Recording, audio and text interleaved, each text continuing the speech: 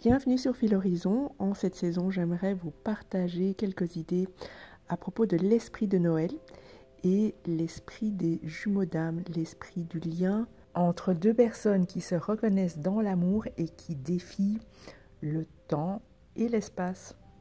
J'aborderai les rapprochements que je fais entre la magie de Noël et la magie du lien d'âme.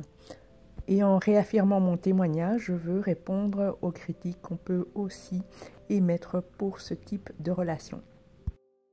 Si les liens d'âme jumelles parlent d'une histoire d'amour entre deux individus qui se sont reconnus, ils parlent aussi pour moi à un niveau plus large de l'histoire de l'amour universel, l'amour pour son prochain, en tout cas de l'amour avec un grand A.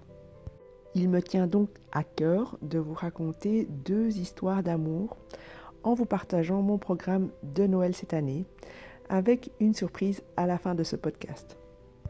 Je vais bien sûr passer Noël avec les personnes qui me sont chères, mais j'ai surtout envie cette année d'être auprès de personnes qui me touchent énormément et qui ont changé ma vie et mon quotidien. Je parle ici d'adultes avec un handicap mental sévère que j'accompagne dans un centre d'hébergement. Il s'agit d'un centre de jour et d'hébergement, donc c'est un centre qui fonctionne H24 et qui accueille des personnes avec une déficience mentale. Certains ont des handicaps moteurs lourds, la plupart n'ont pas la verbalisation. Ils peuvent exprimer leurs besoins, mais avec une certaine difficulté ou une certaine limite, puisqu'ils ne disposent soit pas du vocabulaire ou des mots ou pas de la motricité, de la mécanique suffisante pour articuler ces mots. Les handicaps mentaux présents chez les résidents de ce centre sont très variés et les niveaux de développement et donc d'autonomie sont différents d'un individu à l'autre. Certains s'en sortent très bien seuls sur le plan psychomoteur et peuvent donc accomplir des tâches seuls, comme se laver, s'habiller, manger, voire même faire des jeux intellectuels simples. Mais selon le degré de sévérité du handicap, d'autres auront besoin d'un accompagnement dans certains aspects de leur vie quotidienne, voire dans tous les aspects, jusqu'à même être changés. Des accidents se produisent tout au long de la journée et certains même portent des langes durant la nuit et la journée. Alors ne croyez surtout pas que je me sois attachée à un rôle de sauveuse lorsque je m'éclate à faire ce travail d'accompagnement. En réalité, ce que j'ai découvert, c'est un environnement et un public rempli d'amour. Ces êtres sont pleins d'amour et c'est la raison pour laquelle j'apprécie leur compagnie. Même si ce sont des gens comme moi qui les accompagnent au quotidien afin qu'ils aient une meilleure qualité de vie, sur un autre plan, je me rends bien compte que ces êtres-là sont bien plus évolués que moi. Ils sont dans l'amour quasi en permanence. Par mes propos, je n'ai certainement pas envie de blesser les familles qui ont confié leurs enfants, leurs frères, leurs sœurs avec un handicap à des centres de jour ou des centres d'hébergement. J'espère que mon partage ici ne sera pas mal interprété. Je comprends entièrement que le handicap peut être très lourd pour les familles et c'est la raison pour laquelle ce type de centre existe pour venir en soutien et relayer les familles. Chacun fait de son mieux à l'endroit où il est. Mais pour revenir à mon sujet, j'ai vraiment envie de passer Noël avec les personnes que j'accompagne, d'autant plus qu'hier, comme le chef en cuisine était seul à préparer tous les repas du jour et du week-end, et donc les deux repas de Noël, celui du réveillon du 24 et celui du 25. J'ai préféré rester en cuisine avec lui pour tout préparer, pour que tout soit prêt, pour que les résidents aient un Noël enchanté. Et évidemment, j'ai envie de partager le repas avec eux. En théorie, je suis en congé à partir de maintenant et pour 2 semaines, mais je vais quand même faire la surprise d'apparaître au centre pour pouvoir les embrasser à Noël. C'est vrai que d'un regard extérieur, ce métier peut avoir une certaine pénibilité parce que il faut nettoyer parfois quand quelqu'un vomit à table ou est incontinent ou alors qu'il faille lui brosser les dents, lui faire son shampoing, mais vraiment l'accompagner au plus près de son intimité.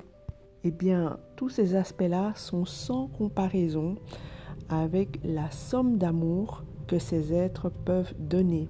Et bien sûr, c'est plus simple en centre car nous sommes plusieurs à se relayer. En famille, c'est bien plus difficile. Lorsqu'on doit aller travailler pour entretenir toute une famille, il est difficile de consacrer tout son temps à un seul membre de la famille qui aurait un handicap. Parfois, ce sont des mères solos sans grand revenu qui prennent à cœur le développement de leur enfant avec handicap. Et donc certains ne fréquentent le centre qu'en journée et rentrent chez eux le soir et le week-end. Alors, en quoi ces personnes ont-elles changé ma vie ? Eh bien, lorsque je passe des journées entières dans ce centre très particulier, je suis amenée à accepter radicalement la différence et le handicap. Je ne peux pas travailler dans ce milieu si je n'ai pas cette ouverture-là. Et donc, si vous voulez, le contact avec les résidents du centre m'oblige à rester toujours au présent et bien ancré, bien en justesse, bien ajusté. Et ce contact a des bienfaits sur ma vie en général. Si je passe du temps avec ces adultes à les stimuler dans leur affectivité, dans leur intellect même et aussi dans leur psychomotricité, eh bien, jamais je vais m'attendre à ce que le lendemain, l'un d'eux vienne me dire « Oh, bah tiens Mina, finalement avec tout ce que j'ai fait comme exercice avec toi, je vais dépasser mon handicap et ça va faire le plus grand bien à tout le monde. » Ben non, je ne m'attends pas à ça. Et donc du coup, pourquoi je m'attendrais à ce que mon compagnon ou mon entourage change ? Lorsque je suis en difficulté par rapport à mes doutes, à mes remises en question dans mon rapport avec les autres, il suffit de passer une journée dans ce centre avec ces adultes différents pour me réaligner totalement. Aucun d'eux ne va me prévoir de cadeau et il n'y aura pas de vexation parce que le vrai cadeau, c'est la qualité de leur amour. Il est spontané et sans arrière-pensée et sans intention à deviner. Pour moi, la magie de Noël et la magie du lien d'âme jumelle est quelque chose qui porte beaucoup plus loin que le couple, beaucoup plus loin que soi. Mais bien sûr, le noyau est tout cet amour porté par le couple, le duo de jumeaux d'âme. C'est tout le surplus d'amour généré par cette relation et tout l'amour qui est échangé avec mon compagnon dans cette relation qui me permet d'envisager les choses sous cet angle-là. Les deux niveaux d'amour sont donc pour moi interdépendants, que ce soit au niveau micro qui serait le couple ou au niveau macro qui serait l'amour du prochain. Je ne peux pas aller donner sur l'extérieur de manière authentique quelque chose que je ne disposerai pas à l'intérieur en suffisance, ou alors j'irai mais en sacrifice. Et pour moi, le sacrifice n'est pas vraiment quelque chose d'équilibré et il n'a jamais aidé personne. Pour revenir à ma relation à mon compagnon, il faut que je me remémore en fait quelque chose que j'ai carrément refoulé. Il faut que je vous partage le fait que mes parents ont fui à pied et à la nage leur pays qui était en guerre dans les années 70. Ils sont arrivés dans leur périple dans un premier temps dans un camp de l'ONU où je suis née. Pour les cinéphiles qui m'écoutent, eh bien ce camp, vous pouvez l'apercevoir à la fin du film La Déchirure de Killing Fields en anglais. On le voit dans la scène finale quand le journaliste américain retrouve son ami cambodgien sur fond de John Lennon, Imagine. Et donc c'est à cet endroit même, dans ce camp qui a été filmé, que je suis née. Et donc elle ne démarre pas très bien mon histoire. Arrivée en Europe à l'âge de 3 ans comme réfugiée politique avec mes parents, j'ai eu une première partie de vie ultra pauvre. Et cela, je l'avais depuis complètement refoulé car depuis que j'ai 19 ans, eh bien, je travaille et donc j'ai pu améliorer ma vie matérielle. Ce souvenir douloureux m'est revenu un jour en plein cœur, simplement parce que mon compagnon m'a dit que je ne devais plus m'inquiéter sur le plan financier. J'ai craqué et je me suis mise à pleurer parce que à cet instant-là, je me suis rappelé qu'en fait, enfant, j'étais vraiment très pauvre. Revenir sur ce souvenir a été l'occasion de saisir mon insécurité et de l'apaiser. Et cela me permet aussi de faire un point important concernant ces liens d'âme jumelle. J'aimerais vous partager mon opinion qui est que, en fait, ce lien-là nous fait travailler, nous fait revivre des souvenirs parfois traumatiques, mais à la différence d'un lien toxique, ici mon compagnon ne fait rien intentionnellement pour m'être désagréable. Juste, il essaye de me mettre en sécurité et me dire que je ne dois plus m'inquiéter de l'aspect financier de ma vie. Et c'est par ce biais-là que je recontacte le trauma. C'est pas lui qui est en train de me dire un truc horrible. Mais il arrive aussi à mon compagnon, tout comme à moi-même, d'être à côté de la plaque ou même carrément possédé par nos peurs. Mais à aucun moment, notre comportement pourrait traduire une intention négative envers l'autre. Ce qui explique la critique virulente envers, par exemple, un concept comme celui de flamme jumelle. On observe depuis de nombreuses années beaucoup de dérives liées à ce concept dans lequel beaucoup de personnes se perdent dans une souffrance inextricable. Flamme jumelle ou pas, il n'y a rien qui puisse justifier le tort ou la violence qu'on ferait à autrui ou à soi-même en restant en boucle dans un système qui ne nous conviendrait pas. Il est assez facile et rapide de constater les bienfaits ou les méfaits d'une relation. Après, en fonction de son vécu, de sa sensibilité et de son fonctionnement, il peut être moins facile de s'en défaire. À mon niveau, je ne peux que témoigner de ce que je vis et que je ne peux pas nier.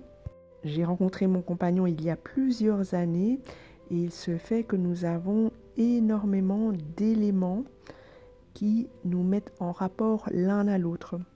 Bien avant de se connaître, nous avons vécu une crise existentielle, chacun de son côté. Moi, je vivais le décès du père de mon fils et lui, un certain dégoût du monde occidental qui lui a fait tout quitter de sa vie pour aller se réfugier dans un endroit qu'il ne connaissait pas. Et il se fait que cet endroit, c'est exactement là où je suis née. Et donc, je trouve ça assez curieux comme coïncidence. Ou alors, tout le monde va se réfugier dans cette ville, je n'en sais rien, mais ça me paraît quand même un peu surprenant. C'est dans la ville où se trouve le camp de l'ONU dont je vous parlais. Et aussi, dans notre relation, il y a plein d'éléments qui sont censés représenter des obstacles, des éléments en dehors de notre volonté, comme par exemple la distance géographique. Nous ne vivons pas dans les mêmes pays. À côté de la différence d'âge qui se marque, mais dont on s'en fout en réalité, il y a des écarts plus significatifs, par exemple au niveau cognitif.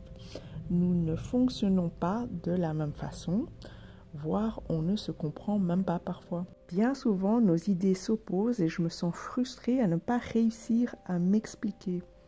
Sans l'amour entre nous, la relation ne peut pas défier tous ces éléments qui nous séparent. Tout ceci pour vous dire que pour moi, la relation d'âme jumelle a une certaine coloration et certainement la couleur de l'amour. Elle peut présenter des difficultés par les obstacles réels et factuels, mais elle est avant tout, et cela ne l'oublions pas, guidée par l'amour mutuel, l'amour des deux âmes jumelles. Et c'est en cela qu'elle rejoint aussi pour moi cette magie absolue. Il m'a fallu énormément de temps, des années, avant de réaliser que mes angoisses et mes difficultés financières étaient derrière moi. Pendant longtemps, je suis restée en état de sidération, de ne pas comprendre le bonheur que je vivais. Alors ici, l'idée, ce n'est pas de se reposer sur l'autre ou sur la relation. Toutefois, il y a désormais un espace de respiration, un espace de confort et de sécurité, c'est-à-dire de passer de la sensation d'avoir toujours à affronter les éléments seuls à l'acceptation d'être deux, ensemble, dans l'ici et maintenant. J'espère que vous avez apprécié ce podcast. Si c'est le cas, eh bien, je vous propose de continuer cet échange dans les ateliers du dimanche qui reprendront début janvier et qui porteront sur les thèmes habituels de cette chaîne, à savoir les liens d'attachement et les liens d'âme. Vous retrouverez toutes les informations en barre d'infos ou en m'écrivant sur filhorizon@gmail.com. Je vous remercie pour votre écoute et vous souhaite un merveilleux Noël. À toutes et à tous, au revoir et à très bientôt.